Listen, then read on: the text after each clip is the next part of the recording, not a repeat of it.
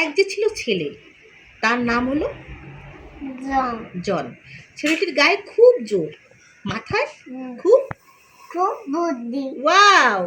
ভয় ডর কাকে বলে তা সে জানতো না, সেজন্য সবাই তাকে বলতো নির্ভীক জন। আচ্ছা, আজকে তাহলে আমরা কি গল্প পড়বো?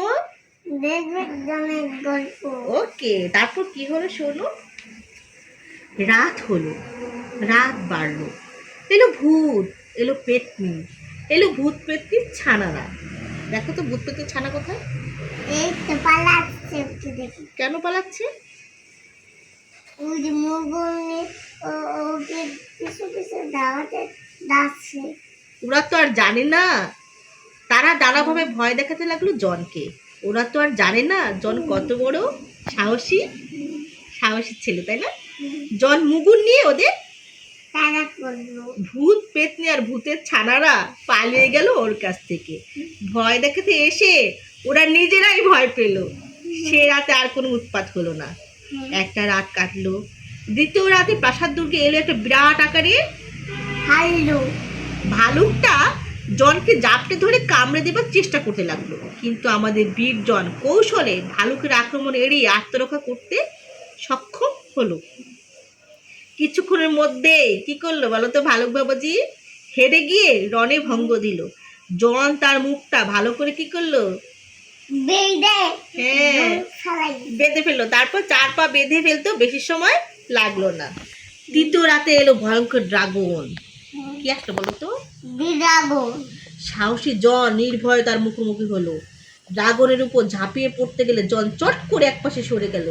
ড্রাগন ঘুরে তার মুখোমুখি হবার আগেই জন তার গায়ে কয়েকটা মোক্ষম কি করলো বলো তো? আমার বড় একটা অনেক বড় একটা ড্রাগন আমাদের বাসায় ছিল না। আচ্ছা, তো সেটা ছিল অনেক বড় একটা ডাইনোসর। সেটা আমার পাখি কামড় দিয়েছিল। তারপর তুমি কি করলে?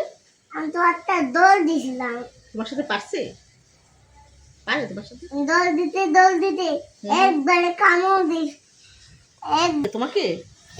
তারপর তুমি কি করলে? শুধু আমাদের আমরা সেটা ঘুমাই না,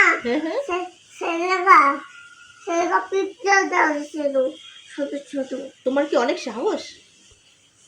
আমার তো সাহস ছিল না। তাহলে কি ছিল?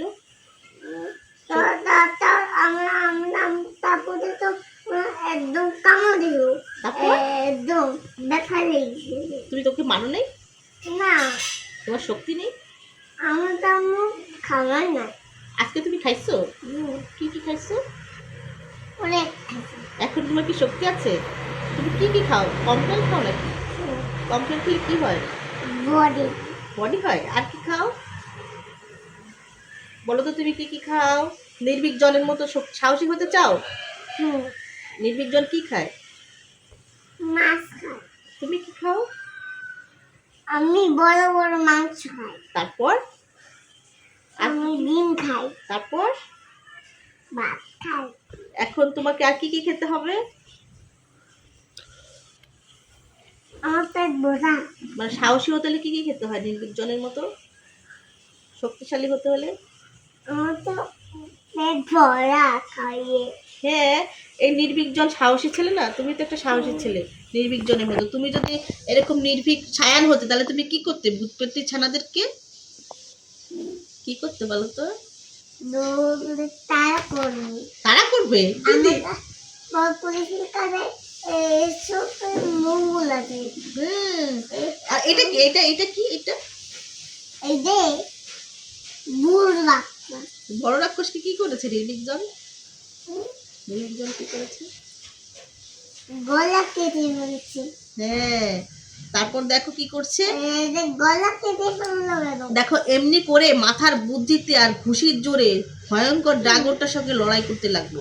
এক ঘর থেকে আরেক ঘরে, এক মহল থেকে আরেক মহল, এমনি করে জন আর ড্রাগন সমস্ত প্রাসাদ দুর্গ ছোটাছুটি করতে লাগলো। মার খেতে খেতে ড্রাগনটা সে বিরাট প্রাসাদ দুর্গ এতবার ছুটলো আর ঘুরলো যে তার মাথা ঝিমঝিম কি করলো?